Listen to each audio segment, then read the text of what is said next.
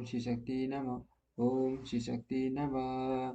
योग मार्ग के विगन सीधे सूचक उपसक तथा पृथ्वी से लेकर बुद्धि तत्व पर्यंत ऐश्वर्य गुणों का वर्णन। शिव शिवा के ध्यान की महिमा। उपमन्यु जी कहते हैं, श्री कृष्ण आलस्य तीक्ष्ण व्याधिया प्रमाद स्थान संचय अनवश्य स्थित चित्ता अश्रद्धा भांति दर्शन दुख दौर्मनस्य और विशेष लोलुपता, ये 10 योग साधन में लगे हुए पुरुषों के लिए योग मार्ग के विघ्न कहे गए हैं। योगियों के शरीर और शीत में जो अलस जो अलसता का भाव आता है, उसी को यहाँ आलस्य कहा गया है। वात पीठ और कफ इन धातुओं की विषमता से जो दोष उत्पन्न होते हैं, उन्हीं को व्याधि कहते हैं। क्रम दोष गुण इन व्याधियों की उत्पत्ति होती है। असावधानी के कारण योग के साधनों का न हो पाना प्रमाद है। यह है या नहीं है। इस प्रकार उभय कोटि से आक्रांत हुए ज्ञान का नाम स्थान संचय है। मन का ही कहीं स्थिर न होना ही स्थिर शीत की अस्थिरता है। योग मार्ग में भाव रहित अनुराग शून्य जो मन की वृत्ति है, उसी को असश्रद्धा कहा गया है। विपरीत भावना से युक्त बुद्धि को भ्रांति कहते हैं। दुख दुख दुख कहते हैं। कष्टों को उसके तीन भेद आध्यात्मिक आदि भौतिक और आदि दैविक। मनुष्य के शीत का जो ज्ञान अज्ञान जनित दुख है, उसे आध्यात्मिक दुख समझना चाहिए। पूर्ववर्त कर्मों के परिणाम से शरीर में जो रोग आदि उत्पन्न होते हैं, उन्हें आदि भौतिक दुख कहा गया है। विद्युपात अष्ट शस्त्र और विष आदि से जो कष्ट प्राप्त होता है, उसे आदि दैविक दुख कहते हैं। इच्छा पर आघात पहुँचने से मन में जो शोभ होता है, उसी का नाम दौर्मन से विशिष्ट विषयों में जो सुख का भ्रम है, वही विषय लोलुपता है। योग प्रायण योगी के इन विघ्नों के शांत हो जाने पर जो दिव्य उपसर्ग विघ्न प्राप्त होते हैं, वे सिद्धि के सूचक हैं। सुख है अतिपा श्रवण वार्ता दर्शन आस्वाद और वेदना, ये 6 प्रकार की सिद्धियां ही उपसर्ग कहलाती हैं, जो योग शक्ति के अपव्यय में कारण होती हैं। जो पदार्थ अत्यंत सूक्ष्म हो किसी के ओट में हो भूतकाल में रहा हो, बहुत दूर अथवा वह भविष्य में होने वाला हो, उसका ठीक ठीक प्रतिभा से जान प्रतिभा कहलाता है। मुन्ने का प्रयंत्र न करने पर संपूर्ण शब्दों का सुनाई देना श्रवण का क्या है। समस्त देहधारियों की बातों को समझ लेना वार्ता है। पदार्थों का बिना किसी किसी परिवेश के दिखाई देना कहा गया है। दिव्य रसों का स्वाद प्राप्त होना आत्मवाद कहलाता है। अंतःकरण के द्वारा दिव्य स्पर्शों का तथा लोक के गंधादि दिव्य भोगों का अनुभव वंदना नाम से विख्यात है। समाचार ठीक से दिखाई नहीं दे रहा, आगे बढ़ रहा हूँ।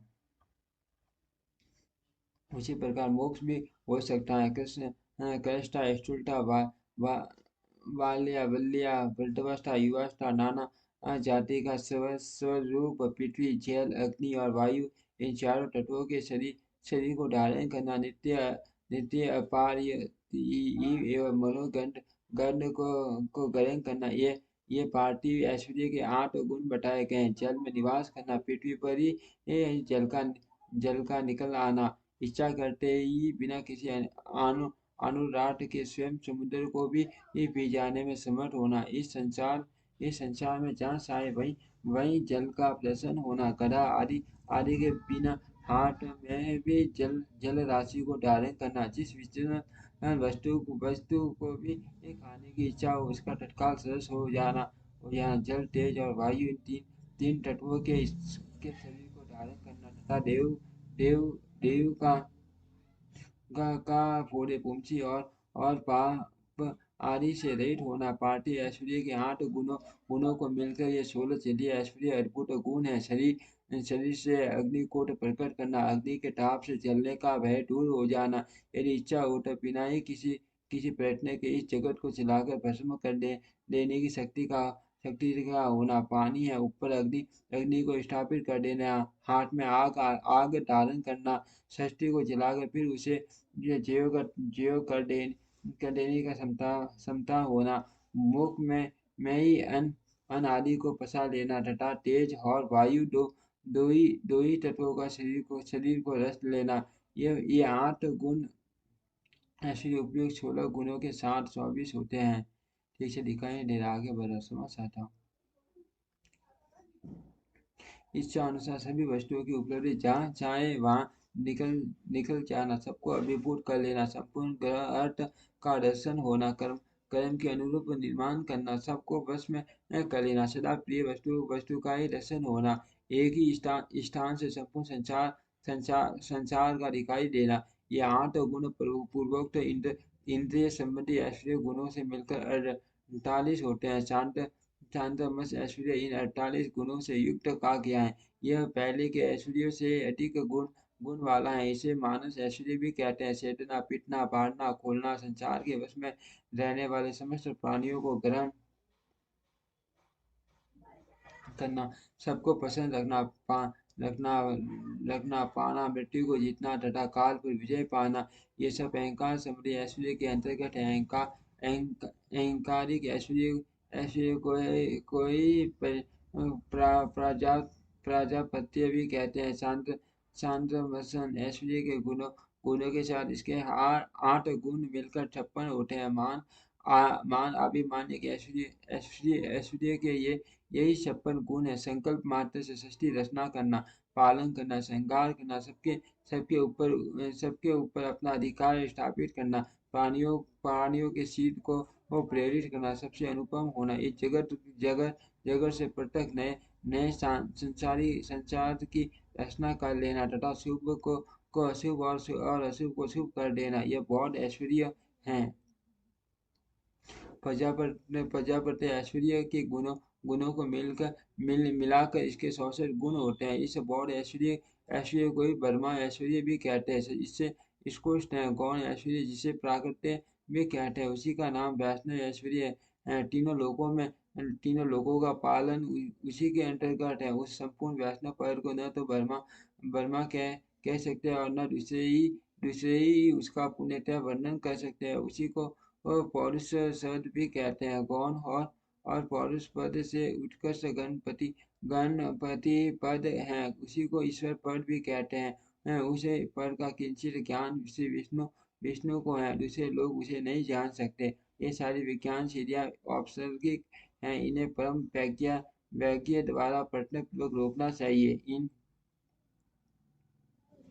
इन अशुद्ध प्रतिभामासी गुणों में जिसका चित्त आसक्त है, उसे संपूर्ण कामनाओं को पूर्ण करने वाला निर्भय परम ऐश्वर्य नहीं सिद्ध होता।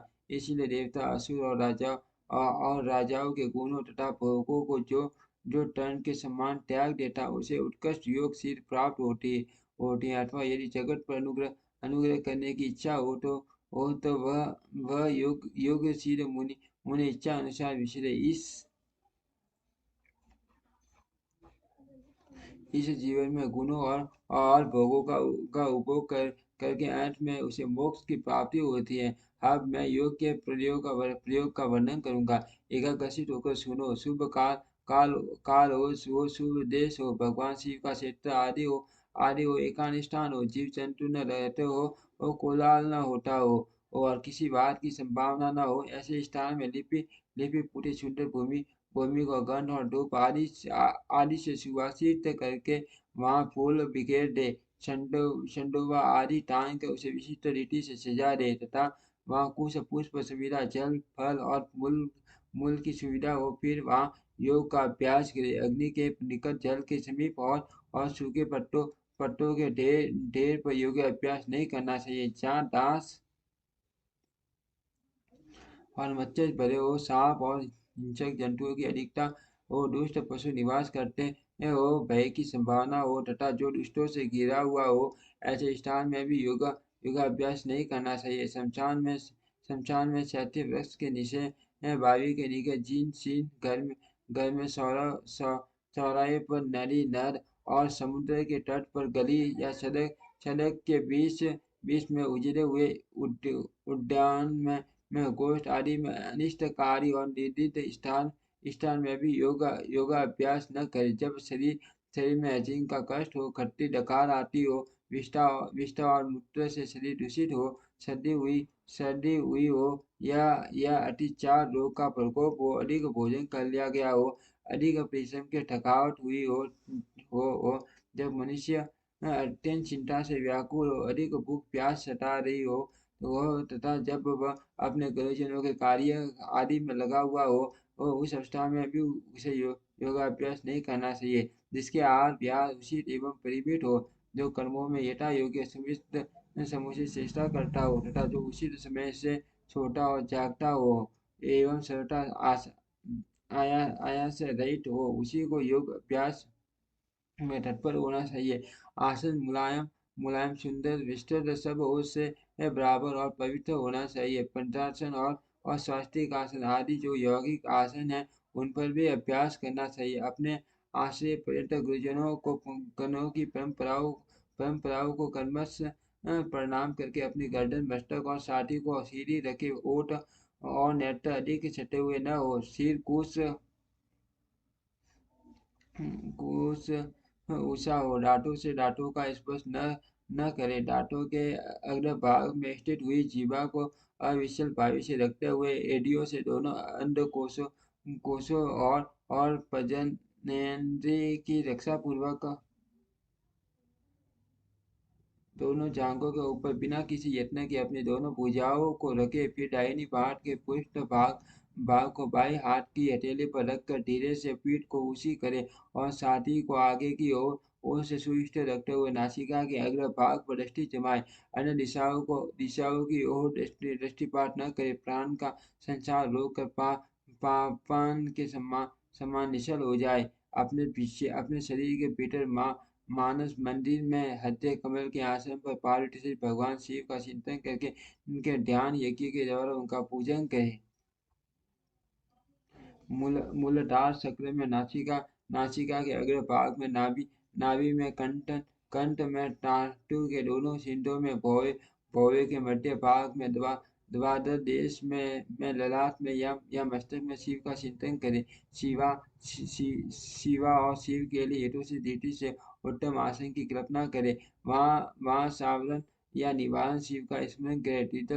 द्विदल सटुईल सदल दशदल द्वादशल अथवा षांडशल दल कमल के आसन पर विराजमान शिव का विधिवत स्मरण करना चाहिए। दोनों भौवे के मव्य भाग में विदिल कमल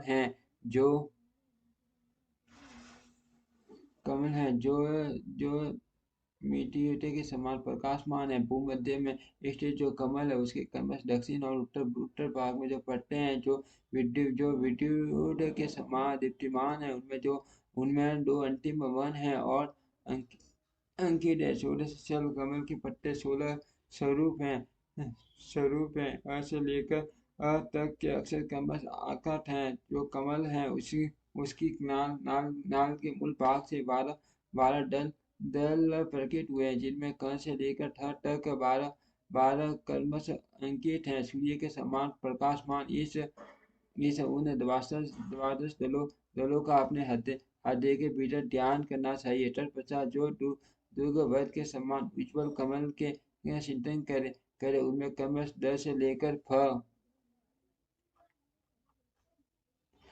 तक के अक्षर अंकित है। उसके बाद नीचे की और दल वाले ये कमल के 6 दल हैं, जिनमें ब से लेकर ल तक के अक्षर अंकित हैं। इस कमल की कांति धूमर रहित अहंकार के सम्मान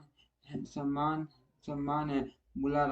मूलाराम में स्थित जो कमल है, उसकी कांति सूर्य के समान है। उसमें कर्म से ब से लेकर स तक के 4 अक्षर 4 दलों के रूप में स्थित है। इन कमलों में से जिसमें ही अपना मन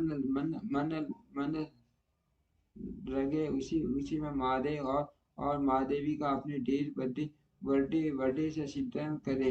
उनका स्वरूप अंगूठे के बराबर निर्मल और सब ओर से दीप्तिमान है, अथवा बस दीपशिखा शिखा के समान आकार वाला है और अपनी शक्ति से पूर्ण पंडित है, अथवा चंद्रलेखा या तारा के समान रूप वाला है, अथवा वन निवार के शेख या कमलनाथ या कमलना कम कमल नाल से निकलने वाले सूत्र के समान है। कंडप के गोलक था और ओस के कण से भी उसकी उपमा ली जा सकती है। वह पृथ्वी आदि तत्वों पर विजय प्राप्त करने वाला है। ध्यान करने वाला पुरुष जिस तत्व पर विजय पाने की इच्छा रखता है, उसी तत्व के अधिपति एक स्थूल मूर्ति का चिंतन करे। ब्रह्मा से लेकर सदाशिव पर्यंत तथा भव आदि 8 मूर्तियां ही श्री शास्त्रों में शिव की स्थूल मूर्तियां निश्चित की गई है। मुनिवरों ने उन्हें घोर अर्थात और मिश्र 3 प्रकार की बताया है। फल की आशा न रखने वाले ध्यान कुशल पुरुषों को इनका चिंतन करना चाहिए। यदि और बुद्धि का चिंतन किया जाए तो वे शीघ्र ही पाप और रंग का नाश करती है। मिश्र मूर्तियों में शिव का चिंतन करने पर शिव काल में सिद्धि प्राप्त होती है और सौम्य ध्यान किया जाए तो सिद्धि प्राप्त होगी। शीघ्रता होती है और न अधिक विलंब ही सौम्य होती है। ध्यान करने से विशेष युक्ति शांत एवं जैसे दिखाई दे रहा आगे बढ़ा समझ सकता हूँ। ओम श्री शक्ति नमः। ओम श्री शक्ति नमः।